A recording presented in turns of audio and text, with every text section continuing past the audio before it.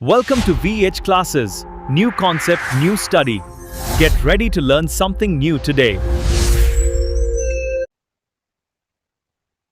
यहाँ हम देखने वाले हैं हमने जो पिछले इस सप्ताह में हमने जो भी पढ़ा था सुजसी प्रश्नोत्तरी के तहत जो भी प्रश्न पढ़े थे उनका विस्तृत रिवीजन हम करने वाले हैं। ठीक है, उनकी विस्तृत व्याख्या देखने वाले हैं। ठीक है, कहाँ से क्वेश्चन बन सकते हैं, क्या क्या चीजें पूछी जा सकती हैं। ठीक है, वो सारी चीजें हम यहाँ पे इस वीडियो में देखते हैं। ठीक है, हम यह सप्ताह के अंत में जैसे संडे आता है तो संडे को हम जो भी सुजसी प्रश्नोत्तरी के जो भी प्रश्न देखते हैं हम उनका सबका रिवीजन भी करते हैं, उनका विस्तार से अध्ययन भी करते हैं।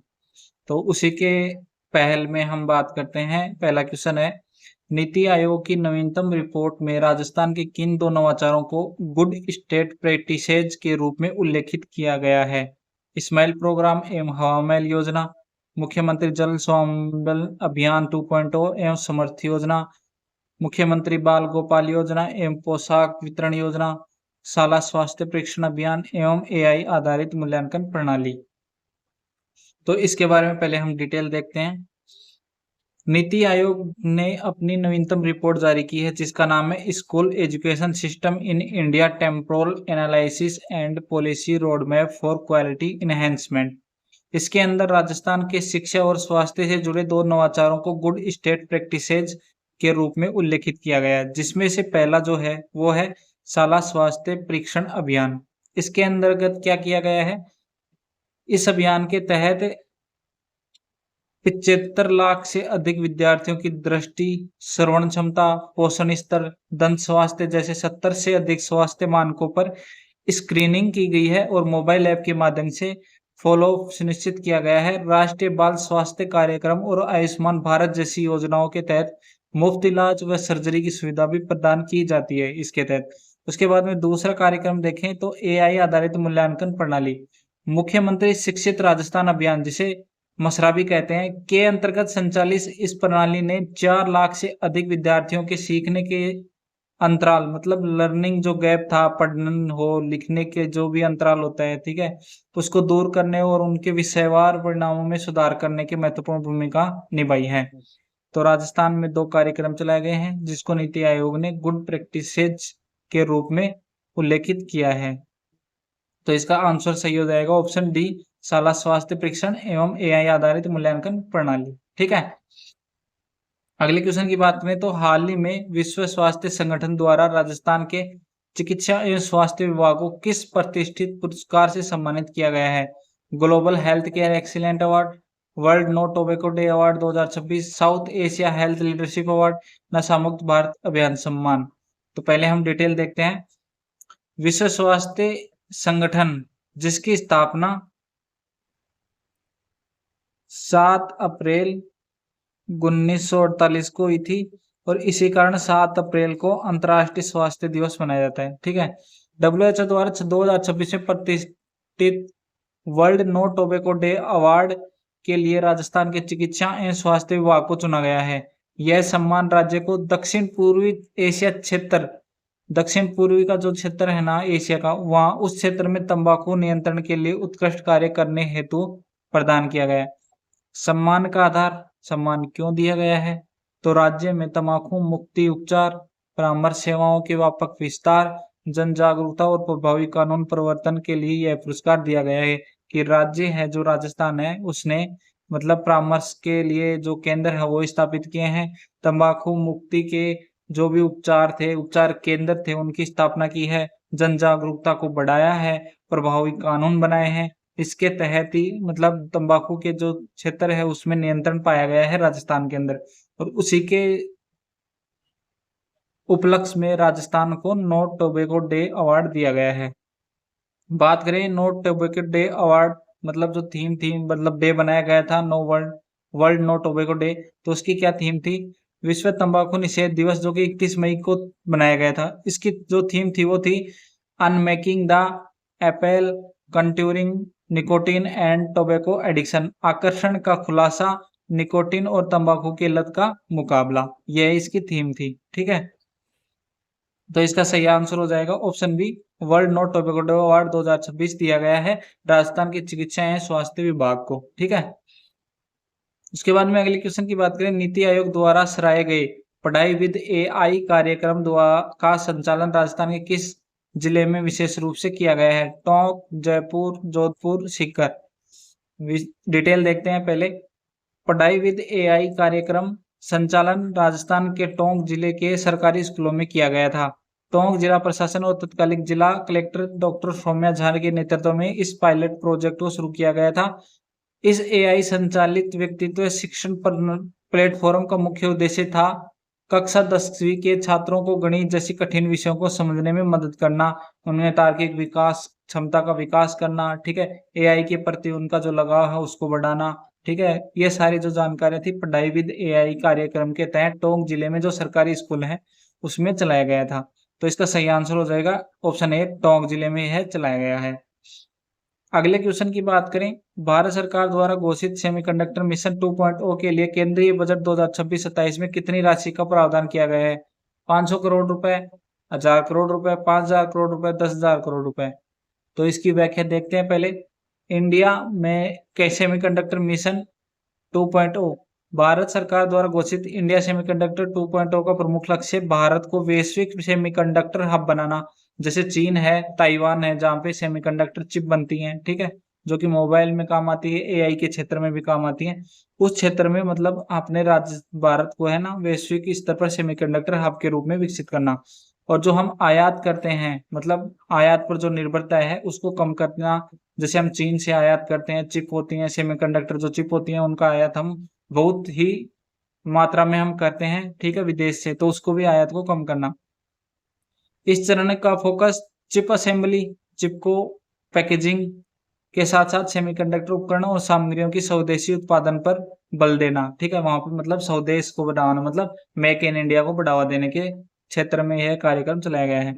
मिशन के प्रमुख उद्देश्य और लक्ष्य की बात करें तो बजट जो यहाँ पे जो दिया गया है वो मतलब 40,000 करोड़ रुपए का निवेश प्रस्तावित किया गया है। मतलब जो बाहरी जो निवेश है या जो निजी कंपनियां हैं या विदेश की जो कंपनियां हैं उनको निवेश के तहत भारत के अंदर निवेश के लिए उन्हें प्रोत्साहन करना, मतलब 40,000 करोड़ रुपए तक के निवेश को आकर्षित करने का लक्ष्य रखा गया है। और वहीं पे वित्त वर्ष के लिए 1,000 करोड़ रुपए का बजटीय प्रावधान शामिल है। लक्ष्य बात करें 2029 का लक्ष्य है कि घरेलू चिप की मांग में 70 से 75 जो आत्मनिर्भरता हासिल करना, मतलब हम जो विदेश से आयात करते हैं, ठीक है, उसके बदले हम 70 से 75 जो हमारी घरेलू चिप की जो मांग है उसके ऊपर हम आत्मनिर्भर हो जाएं वर्ष 2029 तक। बात करें 2035 तक दुनिया के शीर्ष सेमीकंडक्टर देशों में शामिल होना, जिसमें 3 नैनोमीटर और 2 नैनोमीटर तक के जो चिप हैं उनका रोड मैप शामिल किया गया है। बात करें 2035 तक सेमीकंडक्टर के क्षेत्र में हम दुनिया के जो प्रमुख देश हैं उनमें शामिल होना चाहते हैं, ठीक है। उसके बाद में है इसमें क्या क्षमता है कि मतलब बाहर से मतलब सबसे पहले तो OSAT मतलब बाहर से मतलब जैसे आयात करते हैं और उनको पैकेजिंग करते हैं हमारे यहाँ पे भारत में वो, और उसको विकास करना और IP और विकसित करना और फैसिलेबल इकोसिस्टम को बढ़ावा देना। IP का मतलब है इंटेलेक्चुअल प्रॉपर्टी, ठीक है, फुल स्टैक भारतीय इंटेलेक्चुअल प्रॉपर्टी विकसित करना और फैसिलेबल इकोसिस्टम को बढ़ावा देना, ठीक है, ये इसका जो मुख्य लक्ष्य थे, कार्य थे, ठीक है। उसके बाद में हम बात करें प्रश्न का जो आंसर है वो होने वाला है ऑप्शन बी, 1,000 करोड़ रुपए 2026 और 27 बजट में प्रस्तावित किए गए हैं। उसके बाद में हम अगले क्वेश्चन की बात करें, राजस्थान सरकार द्वारा बैलों के माध्यम से पारंपरिक या प्राकृतिक यानी कि जैविक खेती के करने वाले जो किसानों हैं उनको प्रोत्साहन राशि के रूप में कितनी राशि दी जाती है? तो ऑप्शन ए 10,000 रुपए, ऑप्शन बी 20,000 रुपए, ऑप्शन सी 30,000 रुपए, ऑप्शन डी 50,000 रुपए। राजस्थान सरकार द्वारा बैलों के माध्यम से पारंपरिक एवं प्राकृतिक खेती करने वाले छोटे और सीमांत किसानों को 30,000 रुपए की वार्षिक प्रोत्साहन सहायता दी जाती है। योजना से जुड़े मुख्य बिंदु क्या है? इसका उद्देश्य है गौवंश का संरक्षण करना, पारंपरिक जो खेती है जैविक खेती है उसको बढ़ावा देना। और इसके पात्र कौन होंगे? यह लाभ मुख्य रूप से लघु एवं सीमांत जो किसान है उनको ही दिया जाएगा। तो इसके अंदर आंसर की बात करें तो इसका आंसर होने वाला है ऑप्शन सी, 30,000 रुपए की प्रोत्साहन राशि दी जाती है।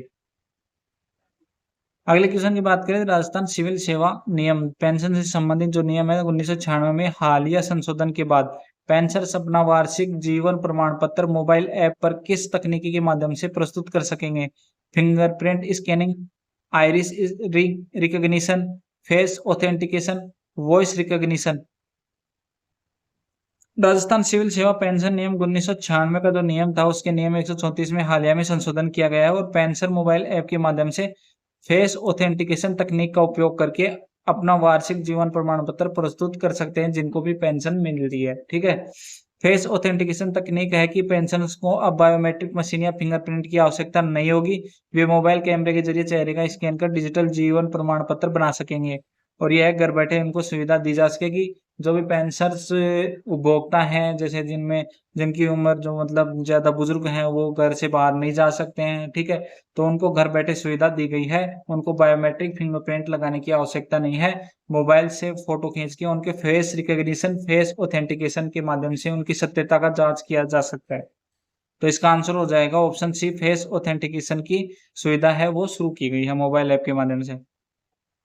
उसके बाद हम बात करें प्रधानमंत्री मातृत्व वंदन योजना के तहत दी जाने वाली सहायता राशि को राजस्थान में 5,000 रुपए से बढ़ाकर कितना कर दिया गया है? 5,500 रुपए, 6,000 रुपए, 7,000 रुपए, 6,500 रुपए। डिटेल की बात करें पहले तो प्रधानमंत्री मातृत्व वंदना योजना जो है वो चलाई गई थी, इसका जो प्रारंभ हुआ था 1 जनवरी 2017 को हुआ था। भारत सरकार की इस योजना का उद्देश्य गर्भवती एवं धात्री महिला को वित्तीय सहायता प्रदान करना। इसके अंतर्गत उनके स्वास्थ्य एवं पोषण में सुधार हेतु नकद प्रोत्साहन दिया जाता है जिससे संस्थागत प्रसव को बढ़ावा मिले तथा मातृ एवं शिशु मृत्यु दर में कमी ला जा सके। निर्धारित शर्तों की पूर्ति पर प्रथम संतान के लिए लाभार्थियों को 2 किस्तों में 5,000 रुपए की सहायता प्रदान की जाती है। योजना का लाभ की बात करें तो पहले बच्चे के साथ साथ दूसरे बच्चे अगर वह लड़की है पर ही मिलता, मतलब पहली संतान पर तो 5,000 रुपए दिए ही जाते हैं, वो तो निश्चित है, चाहे लड़का हो चाहे लड़की हो, ठीक है। लेकिन दूसरी जो संतान होगी उसके लिए लड़की का होना आवश्यक है, अगर लड़की होगी तो ही दूसरी जो बच्चा है उसके ऊपर केंद्र सरकार द्वारा 6,000 रुपए दिए जाएंगे, ठीक है। बात करें पहले बच्चे के जन्म पर कुल 5,000 रुपए की राशि दी जाती है, 2 किस्तों में दी जाती है बैंक के खाते में, ठीक है। पहली किस्त की बात करें तो 3,000 रुपए दी जाती है गर्भावस्था का पंजीकरण कराने और कम से कम एक प्रसव पूर्व जांच कराने पर। फर्स्ट किस्त, पहली किस्त जो दी जाती है ना वो तो पहली दी जाती है गर्भावस्था का पंजीकरण कराने पर प्लस प्रसव पूर्व जांच पर। पहली किस्त आती है 3,000 रुपए, ठीक है। दूसरी किस्त 2,000 रुपए दी जाती है बच्चे के जन्म पंजीकरण होने पर और उसके प्राथमिक टीके जो हैं वो लग जाते हैं पूरे तो तब दिए जाते हैं। उसके बाद हम बात करें दूसरे बच्चे के जन्म पर सिर्फ लड़की होने पर, पहली जो किस्त है या पहली जो संतान पहली होती है तो पहली संतान चाहे लड़का हो चाहे लड़की हो, ठीक है, तब तो दिए जाते हैं 5,000 रुपए, ठीक है, और वो भी 2 किस्तों में दिए जाते हैं। पहले किस्त 3,000 की रुपए दी जाती है, उसमें भी तब दी जाती है जब प्रसव पूर्व पहले एक जांच हो चुकी हो या फिर हम बात करें गर्भावस्था का पंजीकरण किया हुआ हो, तो अब एक किस्त आती है 3,000 रुपए की। उसके बाद में दूसरी जो किस्त आती है वो आती है जब बच्चे का जन्म हो जाता है, उसका पंजीकरण करवा दिया जाता है और उसका जो टीकाकरण का जो कार्य होता है वो संपूर्ण हो जाता है, पूर्ण हो जाता है, उसके बाद में 2,000 रुपए दिए जाते हैं, ठीक है। 3,000 रुपए पहली किस्त, दूसरी किस्त 2,000 रुपए, ठीक है। उसके बाद हम बात करें दूसरे बच्चे के जन्म पर, जब लड़की होती है तो बेटी के जन्म को बढ़ावा देने और लिंगानुपात में सुधार के लिए दूसरी संतान लड़की होने पर सीधे एक मुश्त मतलब एक ही बार में 6,000 रुपए दिए जाते हैं। बात करें संस्थागत प्रसव, सरकारी अस्पताल में डिलीवरी होने पर या जननी सुरक्षा योजना की राशि इसके अतिरिक्त मिलती है जिसके लिए कुल लाभ लगभग 6,000 या उससे अधिक हो जाता है। पात्रता की बात करें तो इस योजना का लाभ सामाजिक और आर्थिक रूप से जो कमजोर वर्ग की महिलाएं हैं उनको मिलता है और उसमें भी क्या है कि महिला की जो आयु है वो 19 वर्ष से अधिक होनी चाहिए। महिला अनुसूचित SC ST तथा BPL राशन कार्ड या NFSA मतलब खाद्य सुरक्षा योजना में भी उसका नाम होना चाहिए, उनको भी मिलता है। और उसके बाद में बात करें ई श्रम कार्ड धारक जो महिलाएं हैं, मनरेगा जॉब कार्ड धारक महिलाएं हैं उनको भी मिलता है और किसान सम्मान निधि की लाभार्थी जो महिलाएं हैं उनको भी मिलता है। आयुष्मान भारत कार्ड की जो धारक है उन्हीं महिलाओं को भी मिलता है और जिनके परिवार में कुल वार्षिक आय 8 लाख रुपए से कम है उनको भी यह दिया जाता है। आंगनबाड़ी कार्यकर्ता, आंगनबाड़ी सहायिका और आशा सहयोगिनियों को भी पात्र माना गया है। अब बात करें पात्र कौन नहीं होंगी, तो केंद्रीय और राज्य सरकार या किसी सार्वजनिक क्षेत्र उपक्रम में नियमित रूप से कार्यरत महिलाएं हैं, इस योजना की पात्र नहीं होंगी, क्योंकि उनको जो है पोषण के लिए पर्याप्त, मतलब जब वो सरकारी नौकरी में है तो उनको पर्याप्त आमदनी होती है और वो अपने पोषण का ध्यान रख सकते हैं। लेकिन जो कमजोर वर्ग हैं, ठीक है, उनके पास में पैसे नहीं है, तो वो अपने पोषण का ध्यान नहीं रख पाती हैं और अपने होने वाले बच्चे के पोषण का भी ध्यान नहीं रख पाती हैं। उनके लिए ये योजना चलाई गई है, ठीक है। और इसके अंतर्गत अब बात करें, जो पहली जो संतान होती है उसके अंदर 5,000 रुपए दिए जाते हैं, उसमें राजस्थान का जो है वो योगदान कितना है, ठीक है। मतलब पहली किस्त तो 3,000 रुपए मिलती है पहले बच्चे के जन्म पर, मतलब कुल 5,000 रुपए हो गए। उसी के अंदर राज्य सरकार द्वारा 1,500 रुपए अतिरिक्त दिए जाते हैं। मतलब ये 3,000 रुपए दिए थे, 3,000 रुपए प्लस 1,000 रुपए प्लस 4,000 रुपए पहली किस्त आती है। जो भी राजस्थान के निवासी हैं उन्हीं के लिए है, 4,000 रुपए पहली किस्त आती है। और उसके बाद में जो दूसरी किस्त आती है उसमें 500 रुपए राज्य सरकार द्वारा वहन किए जाते हैं और कुल 2,500 रुपए मिलते हैं, ठीक है। इस तरह से कुल टोटल रुपए हो गए 6500 रुपए, ठीक है। तो पहली जो किस्त है राज्य सरकार द्वारा, तो इसमें आन देखें, अगर प्रधानमंत्री मातृत्व वंदना योजना के तहत दी जाने वाली सहायता राशि राजस्थान में 5,000 रुपए से बढ़ाकर कितनी कर दी गई है, तो इसका आंसर हो जाएगा 6,500 रुपए कर दी गई है। क्योंकि इसके अंदर जो मतलब जो 5,000 रुपए हैं वो तो केंद्र सरकार द्वारा दिए जाते हैं पहली संतान के ऊपर, और जब बात आती है राजस्थान के निवासियों की, तो उसके अंदर राज्य सरकार द्वारा 1,500 रुपए अतिरिक्त दिए जाते हैं, ठीक है। उसके बाद हम अगले क्वेश्चन की बात करें, तो ग्रामीण क्षेत्रों में व्यापक जन भागीदारी सुनिश्चित करने के लिए तंबाकू मुक्त ग्राम अभियान को राजस्थान में किस योजना से जोड़ा गया है। जो तंबाकू मुक्त ग्राम अभियान था, और उसी के तहत हमने जो नो टोबैको डे के अंदर जो अवार्ड प्राप्त किया था, ठीक है, वो इसी योजना अभियान के तहत हमने प्राप्त किया था। तो इस जो अभियान है वो, इस अभियान को किससे जोड़ा गया है, मुख्यमंत्री चिरंजीवी योजना से, आयुष्मान आदर्श ग्राम योजना से, स्वच्छ भारत ग्रामीण मिशन से और स्मार्ट विलेज योजना से। डिटेल की बात करें तो ग्रामीण क्षेत्रों में व्यापक जनभागीदारी सुनिश्चित करने के लिए राजस्थान में तंबाकू मुक्त ग्राम अभियान को आयुष्मान आदर्श ग्राम योजना के साथ जोड़ा गया है। इस पहल के तहत गांव-गांव में तंबाकू नियंत्रण को बढ़ावा देने के लिए नुक्कड़ नाटक, रैलियां और जन जागरूकता कार्यक्रमों का व्यापक आयोजन किया जाता है। इस सफल एकीकृत मॉडल को देखते हुए विश्व स्वास्थ्य संगठन द्वारा राजस्थान को world no tobacco day award 2026 से भी सम्मानित किया गया है। तो इसके आंसर की बात करें तो इसका आंसर हो जाएगा ऑप्शन बी, आयुष्मान आदर्श ग्राम योजना के तहत ही तंबाकू मुक्त ग्राम अभियान चलाया गया है। उसके बाद में अगले क्वेश्चन की बात करें तो मई 2026 में संयुक्त राष्ट्र का जो एक अंग है खाद्य एवं कृषि संगठन द्वारा प्रधानमंत्री नरेंद्र मोदी को किस प्रतिष्ठित सम्मान से नवाजा गया है। Champion of the earth, global goalkeeper award, Agricola medal, world food prize. Detail की बात करें तो प्रधानमंत्री नरेंद्र मोदी को 2026 में, मई 2026 में संयुक्त राष्ट्र के खाद्य एवं कृषि संगठन FAO,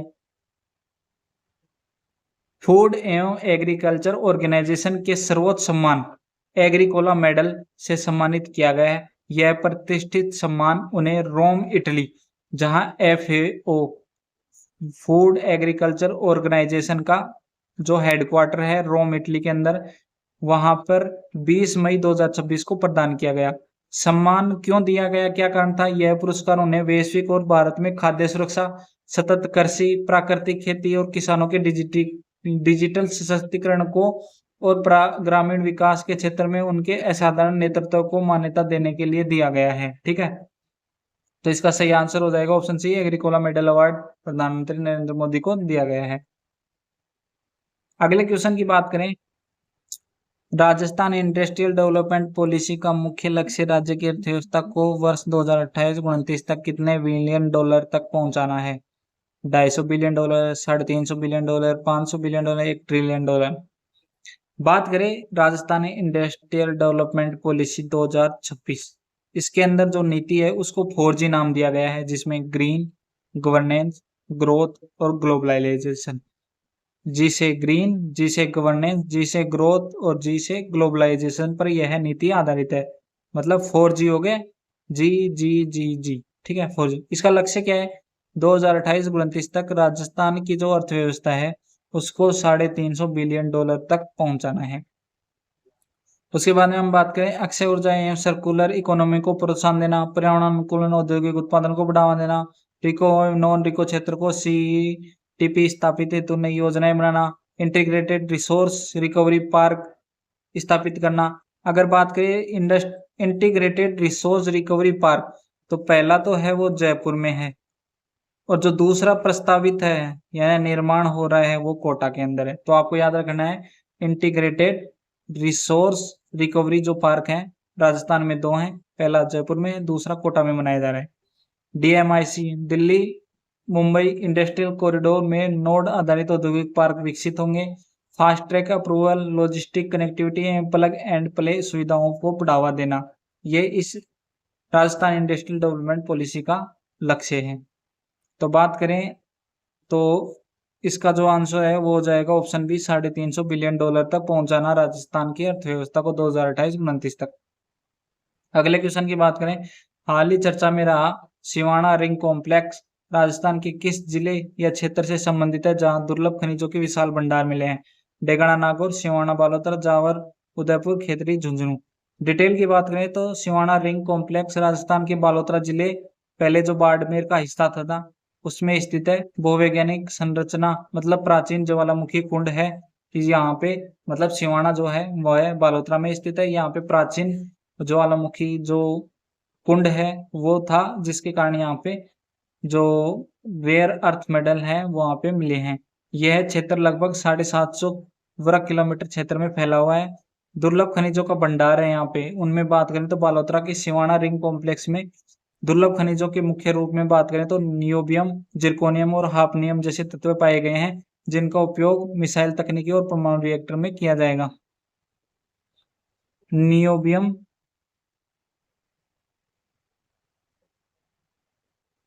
zirconium, hafnium, Siwana ring complex, ठीक है। सामरिक महत्व की बात करें तो इन जो तत्व हैं, जो जिरकोनियम, नियोबियम, हाफनियम है, ये खनिज भारतीय अंतरिक्ष अनुसंधान संगठन के जो रॉकेट हैं, इसरो के रॉकेट है, रक्षा मिसाइल है, फाइटर जेट है, परमाणु रिएक्टर है, इलेक्ट्रिक वाहन है, उनकी बैटरी बनाने में अहम भूमिका निभाएंगे, ठीक है। और हम जहाँ पे बात करते हैं कि वर्तमान में हम 2070 है वहां तक हम नेट जीरो कार्बन की बात करते हैं, जो भारत का लक्ष्य है, उसको बढ़ावा देने के क्षेत्र में यह अहम भूमिका निभाएगा, ठीक है। तो बात करें हम क्वेश्चन के आंसर की, तो इसका आंसर हो जाएगा ऑप्शन बी, सिवाना बालोतरा के अंदर है, ठीक है। अगले क्वेश्चन की बात करें, बंद बारेठा सिंचाई परियोजना का संबंध राजस्थान के किस जिले से है? धौलपुर, करौली, भरतपुर, सवाईमाधोपुर।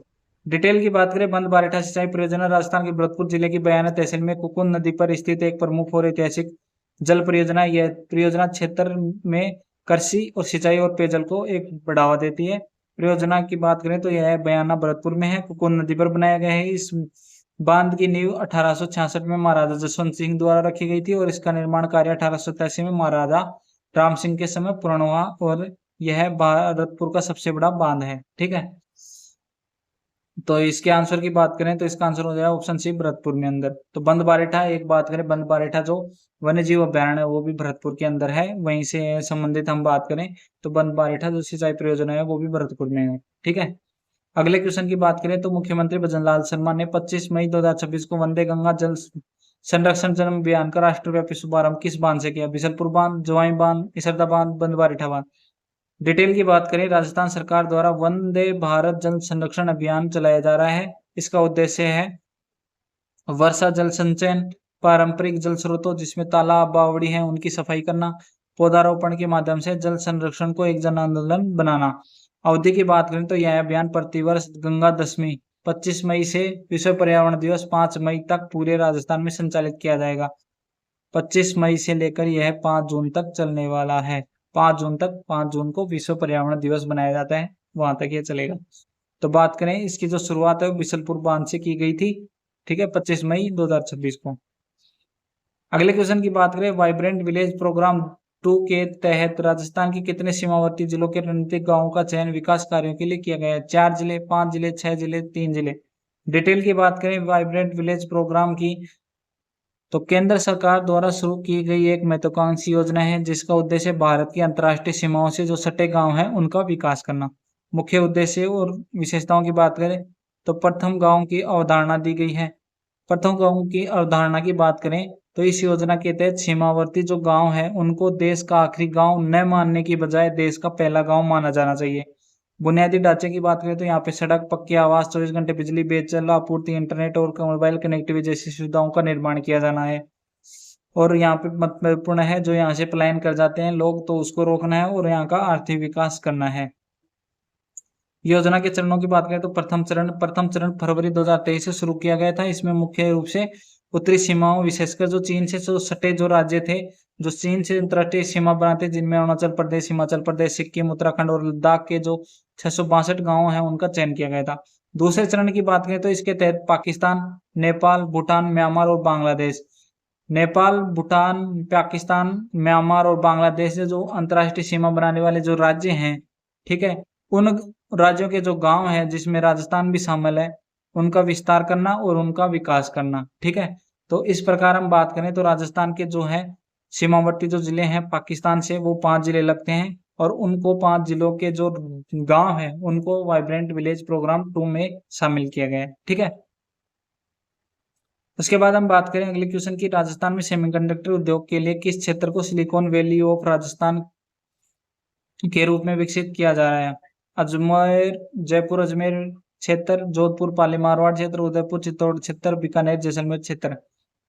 देखें सबसे पहले तो राजस्थान सेमीकंडक्टर पॉलिसी 2026, राजस्थान सरकार ने भजनलाल शर्मा के नेतृत्व में 18 मार्च 2026 को यह नीति आई। ठीक है, और यह नीति इंडिया के जो सेमीकंडक्टर जो मिशन है उसको पूर्ण करने के लिए यह चलाई गई है। ठीक है, और इसका काम है जो हमारा जो राज्य है उसको सेमीकंडक्टर क्षेत्र में अग्रणी बनाना या हब बनाना। ठीक है, सेमीकंडक्टर हब बनाने के क्षेत्र में यह नीति लागू की गई। उद्देश्य की बात करें तो इस नीति का मुख्य उद्देश्य राजस्थान को सेमीकंडक्टर विनिर्माण, डिजाइन, अनुसंधान, पैकेजिंग के क्षेत्र में राष्ट्रीय और वैश्विक स्तर पर एक प्रमुख केंद्र बनाना है। साथ ही उच्च तकनीकी निवेश आकर्षित करना, रोजगार सृजन करना, इलेक्ट्रॉनिक आधारित उद्योगों का विकास करना भी इसका मुख्य लक्ष्य है। नोडल विभाग की बात करें तो उद्योग एवं वाणिज्य विभाग है उसको नोडल विभाग बनाया गया है।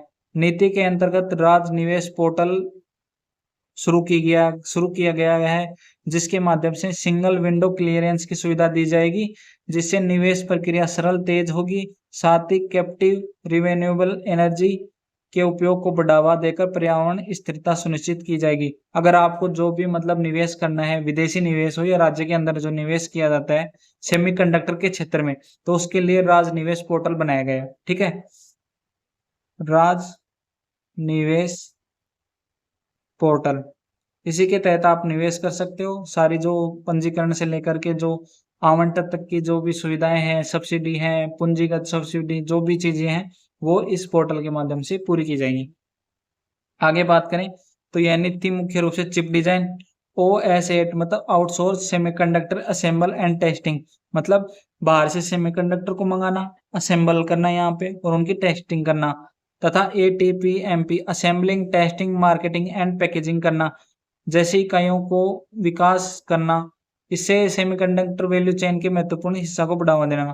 अगर आपको निवेश करना है और निवेश के संबंध में आपको क्या क्या करना होगा, या तो हम चिप कंडक्टर हैं, जो चिप होती हैं सेमीकंडक्टर, उनको असेंबल करने वाली इकाई बनाएंगे, या उनको टेस्टिंग करने वाली जो इकाई है उसकी स्थापना करेंगे, या उन पर जो मार्किंग होती है, उनके जो क्रमांक होते हैं उनको मार्किंग की जाती है, उसके संबंधित हम इकाई स्थापित कर सकते हैं। या हम बात करें पैकेजिंग के संबंध में, जो पैकेजिंग संबंधी इकाई है उसकी स्थापना इसके तहत कर सकते हैं। बात करें प्राथमिकता वाले जो क्षेत्र, नीति के अंतर्गत जोधपुर पाली मारवाड़ क्षेत्र को प्रायोरिटी सेमीकंडक्टर कॉरिडोर तथा कांकाणी औद्योगिक क्षेत्र को घोषित किया गया है। इस क्षेत्रों में विशेष औद्योगिक क्लस्टर के रूप में विकसित किया जाएगा। बात करें इस नीति के तहत अगर सबसे सर्वाधिक सेमीकंडक्टर के क्षेत्र में अगर निवेश करना है तो प्राथमिकता वाले क्षेत्र या सबसे पहले आपको जहाँ पे निवेश करना है सेमीकंडक्टर इकाइयां जो लगानी है, उसके लिए जोधपुर, पाली, मारवाड़ जो क्षेत्र है, कांकाणी जो औद्योगिक क्षेत्र है, उसको प्राथमिक क्षेत्र के रूप में या प्रायोरिटी दी गई है। तो आप यहाँ पे आकर के सेमीकंडक्टर से संबंधित जो भी इकाइयां हैं वो यहाँ पे लगाएं। ठीक है। निवेश प्रोत्साहन की बात करें, पूंजीगत सब्सिडी भारत सेमीकंडक्टर मिशन के तहत स्वीकृत जो पूंजी होती है, जो पूंजी सब्सिडी है, उसका 60% अतिरिक्त अनुदान राज्य सरकार द्वारा दिया जाएगा। उसके बाद हम बात करें राज्य करों में 7 वर्षों तक प्रतिपूर्ति का प्रावधान है। बिजली जो ड्यूटी है उसमें 7 वर्षों तक 100% छूट दी जाएगी। बात करें भूमि रियायती दरों पर उपलब्ध कराई जाएगी तथा स्टाम्प ड्यूटी व भू रूपांतरण शुल्क में 75% तक छूट दी जाएगी। उसके बाद हम बात करें टर्म लोन पर 5% तक ब्याज अनुदान दिया जाएगा। पर्यावरणीय परियोजनाओं पर लागत का 50% तक प्रतिपूर्ति प्रदान की जाएगी। राजस्थान ग्रीन रेटिंग सिस्टम के तहत प्रमाणिक इकाइयों को सहमति शुल्क में 50% और अधिकतम 12.5 करोड़ रुपए तक की छूट मिलेगी। रोजगार सृजन को बढ़ावा देने हेतु विशेष प्रोत्साहन दिए जाएंगे। प्रशासनिक व्यवस्था की बात करें तो नीति के प्रभावी क्रियान्वयन के लिए 2 प्रमुख समितियों का गठन किया जाएगा, स्टेट लेवल सैंक्शन कमेटी और स्टेट एम्पावर्ड कमेटी। इन 2 कमेटियों की स्थापना की जाएगी जिसके तहत सेमीकंडक्टर जो नीति है उसको प्रभावी क्रियान्वयन किया जा सके। अब बात करें हम क्वेश्चन के आंसर की, तो हम यहाँ पे बात करें सिलिकॉन वैली ऑफ राजस्थान के रूप में किस क्षेत्र को यहाँ पे चिन्हित किया गया है, तो वो बात करें तो हम जो प्रायोरिटी जो क्षेत्र था जोधपुर, पाली, मारवाड़ क्षेत्र औद्योगिक जो क्षेत्र था उसको ही सिलिकॉन वैली ऑफ राजस्थान के रूप में विकसित किया जा रहा है। ठीक है। उसके बाद में अगले क्वेश्चन की बात करें तो देश में औद्योगिक विकास, तकनीकी स्वतंत्रता और रक्षा प्रणालियों के लिए दुर्लभ खनिजों की खोज को बढ़ावा देने के लिए केंद्र सरकार द्वारा कौन सा मिशन शुरू किया गया है? नेशनल क्रिटिकल मिनरल मिशन, आत्मनिर्भर खनन मिशन, पीएम रेयर मिनरल योजना, national green energy and mining mission. Detail की बात करें तो national critical mineral mission Bharat सरकार की एक प्रमुख रणनीतिक पहल है जिसका उद्देश्य महत्वपूर्ण खनिजों की घरेलू एवं वैश्विक आपूर्ति श्रृंखला को सुरक्षित और मजबूत करना।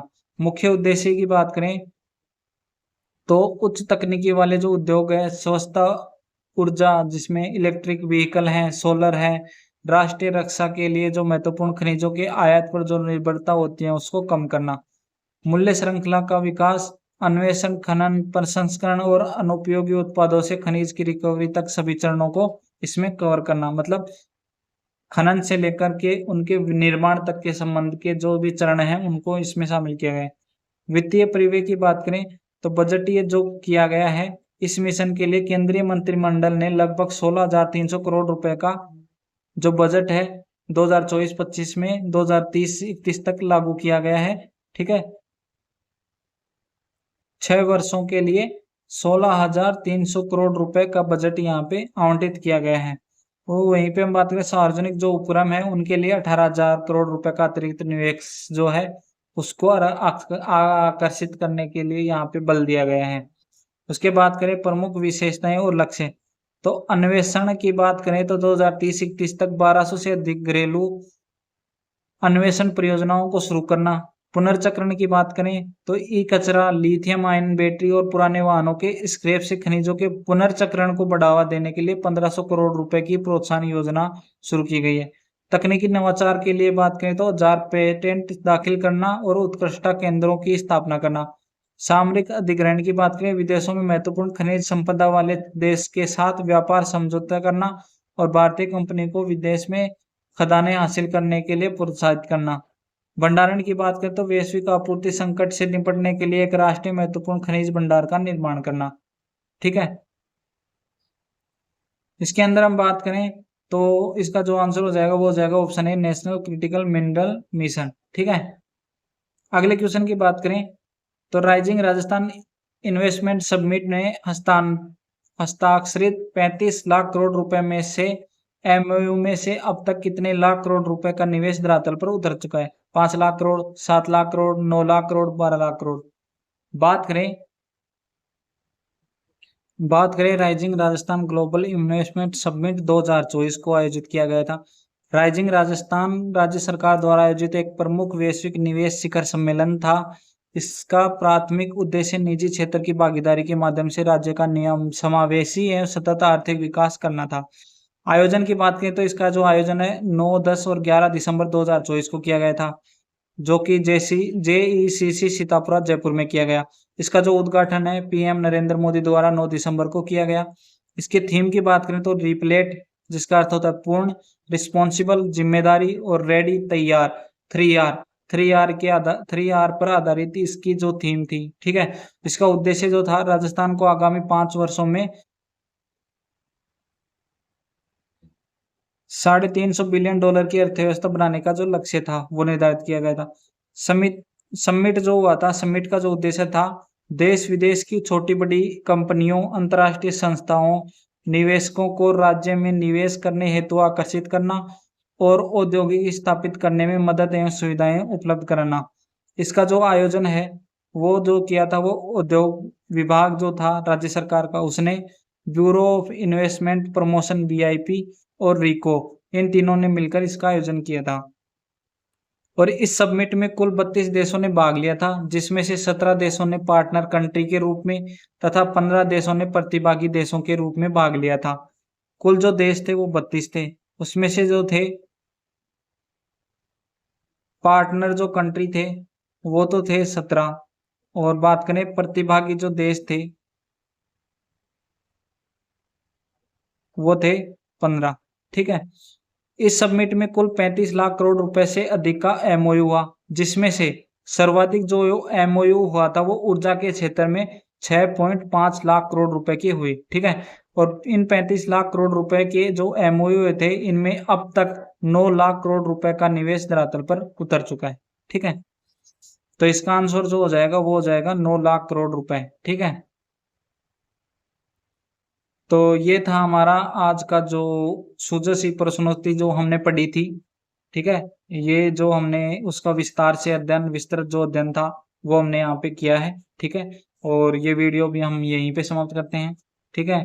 तो वीडियो अच्छा लगा हो तो चैनल को सब्सक्राइब, वीडियो को लाइक और शेयर करना न भूलिएगा। जय हिंद, जय भारत। वीडियो अच्छा लगा हो, कंटेंट अच्छा लगा हो तो चैनल को सब्सक्राइब, वीडियो को लाइक और शेयर करना ना भूलें। साथ में ही सब्सक्राइब करके बेल आइकन को दबाना ना भूलें, जिससे वीडियो की नोटिफिकेशन आपको प्राप्त हो सके। और सभी को जय हिंद, जय भारत।